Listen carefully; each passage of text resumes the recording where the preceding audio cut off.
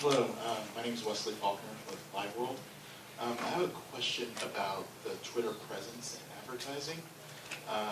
It's a two-part question. The first part is, how often do you see promoted tweets or actually purchasing the hashtags related to these shows? And the second part, of those promoted tweets or those purchased tweets, how much are the larger brands and how many are there small local businesses that you promote them for? I've seen them quite a bit, and what I have seen, I think, who owns My Black is Beautiful? I think that's a Procter & Gamble company, right? Yes. So they have like these, and I think Pantene, I think both of them are owned by Procter & Gamble. So Pantene came out with this line of black women's hair care products about 4 or 5 years ago, and I see those Pantene natural hair care products advertised a pretty fair amount in the promoted tweets, and also the My Black is Beautiful, because I think it's cosmetics and stuff like that. So I see those a pretty fair amount.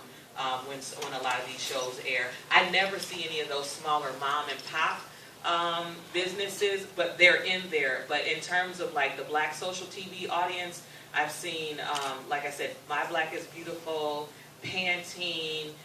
To be honest, it's pretty much been a lot of hair products when it comes to these shows.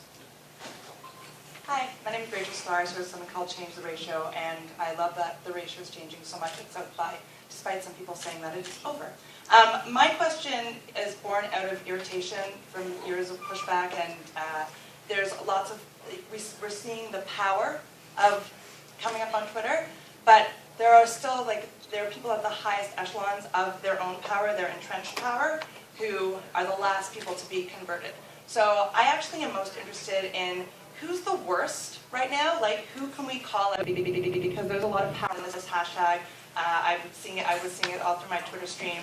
So how can we use it to identify people who need to hear fast? Like, who needs to hear this, what you're saying, the fastest?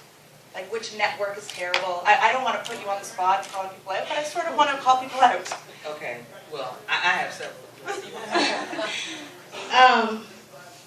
I don't know if I want to go on record saying a network is I terrible. will. Bravo.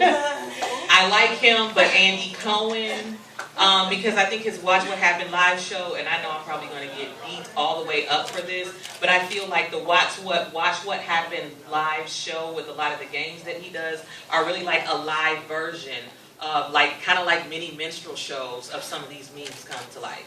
That's my opinion. And I would say VH1, particularly Shed Media, which is really in control of a lot of the shows that are on VH1.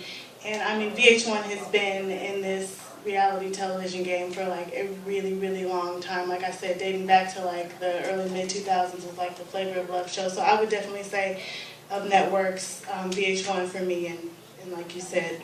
Right, because VH1, like MTV, because I mean, I'm old enough to know because I was around then, like no one told me this, like I saw it, right?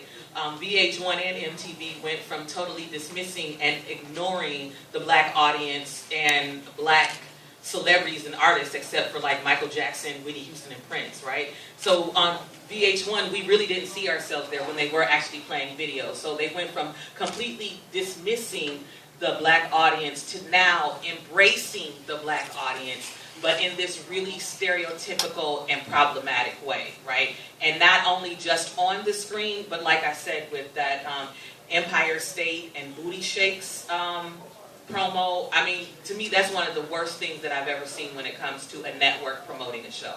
Because it's just saying, like, these brown girls, these black girls, you know, they're really just asses that you should watch.